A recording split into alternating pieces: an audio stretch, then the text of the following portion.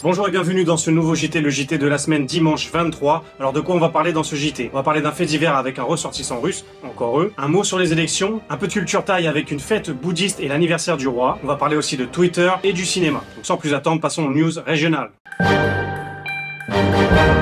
Alors maintenant on a l'habitude aux abonnés faits divers, on a encore un ressortissant russe, complètement à la dérive, complètement déjanté. Alors je pense qu'il cherche à détrôner les Français sur les gens qui foutent le plus le bordel dans le pays, mais on leur laisse la place volontiers sans problème. C'est bien, ça fait un petit peu diversion. Alors ce coup-ci on a un gars complètement possédé qui s'est mis à hurler des louanges à Lucifer.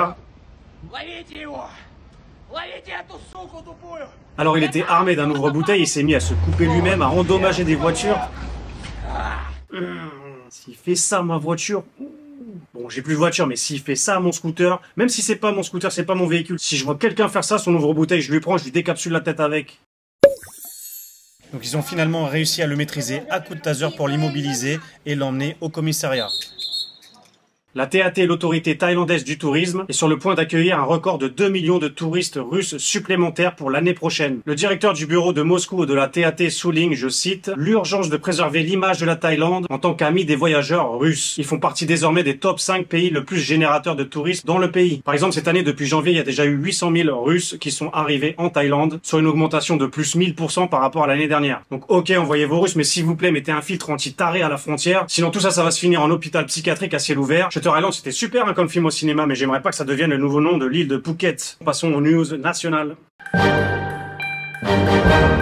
Un petit mot sur les élections rapides. Alors on est toujours dans une impasse, on n'a toujours pas de Premier ministre. Le second parti qui se nommait Pheu Thai, qui devait prendre la relève à la place du parti Move Forward, lui aussi a capitulé. Donc pour l'instant, on n'a personne. On a même un ancien ministre qui tente de revenir aussi. Pour l'instant, pas de Premier ministre. On vous tiendra au courant plus tard. Allez, un peu de culture thaïlandaise. Le vendredi dernier, le vendredi 28 juillet, on célébrait l'anniversaire du roi Rama X, ou sous son vrai nom Maha Vajiralongkorn, si je le dis bien, j'espère pour moi, au règne depuis 2016 à la succession de son père. Alors célébration à coups de canon, il y a eu 21 coups de canon de l'armée maritime et aussi de l'armée de l'air.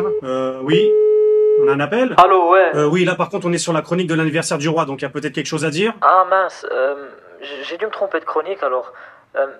Mais pourquoi tu me téléphones sur mon GSM? Mais quel culot, c'est vous qui passez votre temps à me téléphoner? Oui, bah laisse-moi tranquille, j'ai pas le temps, j'ai piscine là.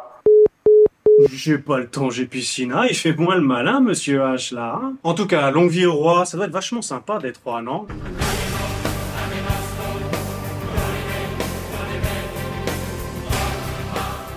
Ah ouais, vraiment pas mal, hein. Toujours un peu flatteuse cette IA, hein. Tiens, tant qu'on est sur l'IA, j'en ai profité pour demander à quoi pourrait ressembler Monsieur H. Alors dans ma description, j'ai mis un homme belge d'environ 32 ans à Bruxelles qui crie au téléphone, très énervé, un hater. Alors voilà le résultat. Suspense.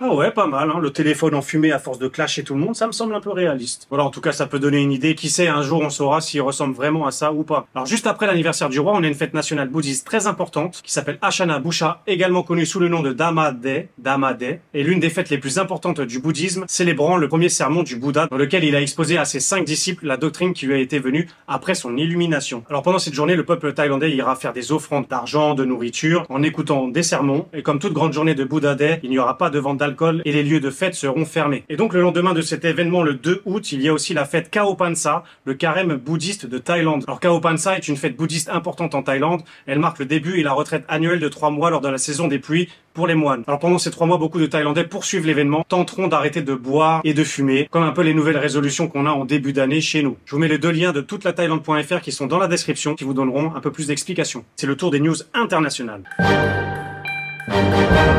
News internationale, j'ai envie de dire, Twitter n'est plus. J'ai envie de mettre la petite musique de décès là. Alors vous pouvez être déjà nostalgique car notre controversé Elon Musk a décidé de changer de nom et remplacer le logo par X. Alors ça fait une petite frayeur à l'Indonésie parce que quand ils ont vu ce nom-là, ils ont dit oula, un site pornographique, on bloque, on bloque. Donc les parents, si vous voyez votre marmot aller sur le site X, ne paniquez pas, ce n'est pas du porn, c'est juste le remplaçant de Twitter. Quoi qu'à la fin, je ne sais pas c'est quoi le plus dangereux entre les deux. Hein. Non mais Elon, si tu veux gratter du buzz sur mon dos à apparaître dans tous mes JT, dis-le clairement, on s'arrange. File-moi juste un petit milliard et je m'occupe de ta com. No plan comme on dit par ici. Alors cela m'a inspiré une petite animation.